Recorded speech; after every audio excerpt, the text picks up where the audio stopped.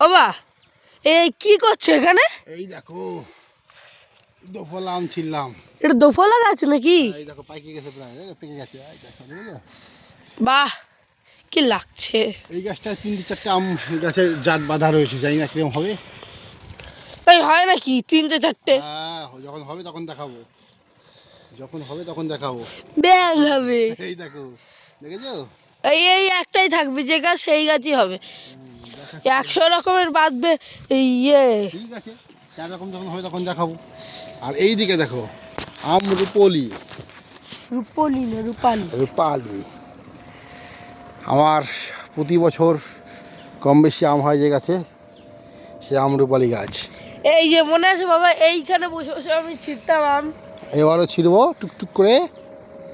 হ্যাঁ, এই গাছটা, তারপর ওইটা। কিন্তু দুর্ভাগ্য বিষয়, এই যে গাছ মারা দেখা যাচ্ছে, ওখানে একটা আমার গাছ ছিল যেটা কেটে ফেলেছি। কেটে অন্য একজন নিয়ে গেছে, জ্বালানি হিসেবে তাই বলছিল, আমি যা নিয়ে যা। ওটা ছিল ল্যাংড়া। ল্যাংড়া গাছ, মারা গেছে। আর ওইখানে একটা গাছ ছিল কাঁচা মিঠে, প্রতি বছর কম বেশি কাঁচা মিঠে আম খেতাম, খুব সুন্দর খেতে ছিল। ভিডিও তো মনে হয় 4-5 বার গেছে। হ্যাঁ, কিন্তু এবছর নেই, কিছু করার নেই, খেয়ে নষ্ট হয়ে গেছে। এবার রয়েছে আমরুপালি আর দোফলা।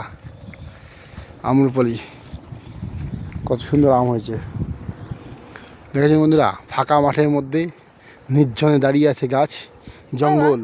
আর এটা তেল কি? স্প্রে করা আছে বলে আমরা আসতে পেরেছি, বাপ বেটায় আসতে পেরেছি। আমরা এত ভয়ে এখানে আসা সম্ভব ছিল না।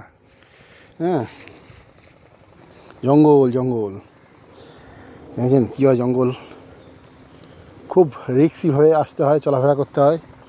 তো তেল ফেলে মেরে পরিষ্কার করে রাখতে হয়। এই পরিষ্কার না করার কারণ আছে বন্ধুরা, এই ভেড়িটা ডুবে গেছিলো, অনেক মাছ বেরিয়ে গেছে। তারপরে অযত্নের ফলে কিছুদিন আগে রোগ লেগেছিলো, আমি একটা ভিডিও কন্টেন্ট দেখিয়েছি আপনাদের, রোগ লেগেছিলো, রোগে মাছ মারা গেছে। ফলে পুরোটাই অযত্নে চলছে, যেহেতু মাছ নেই, অল্প কোনো মাছ ছিল তাও রোগ লেগে গেল। সুতরাং এই ভেড়িটা ছেঁচে যত সময় জল না ফেলে, এই নিচের পলি মাটি, 1-1.5 হাত পলি মাটি দেখাবো, ছেঁচবো, মাছ ধরবো, দেখাবো। হ্যাঁ, যা কিছু পাবো সব দেখাবো। তো ওইগুলো এই মাটি, হ্যাঁ, তুলতে হবে। তুলে যতক্ষণ পারে না, ততক্ষণ পারে অবস্থা দেখুন, উপরে কতটা 1.5 হাত যে উপরে জায়গা চওড়া আছে, তো এখানে কি জল থেকে থাকে না। এগুলো ঠিক করতে হবে, ঠিক না করা পর্যন্ত হ্যাঁ মাছ চাষ করা সম্ভব নয়, সবজি চাষ করা সম্ভব নয়। বাবা, আর এটা এরকম বাঁশের মতো কোথায়, এটা কি? এটা বাসার মতো না, এটা 4 ইঞ্চি সুপ্রিম পাইপ দেওয়া আছে। হ্যাঁ, ওই ধারে ড্রেন তো এখন জঙ্গলে জঙ্গল বোঝা যাচ্ছে না। তাহলে ওই পুকুর যখন থেকে খালের জল আসে ওই দিক থেকে, এসে এখান দিয়ে ঢুকে পুকুরে ঢুকে যায়।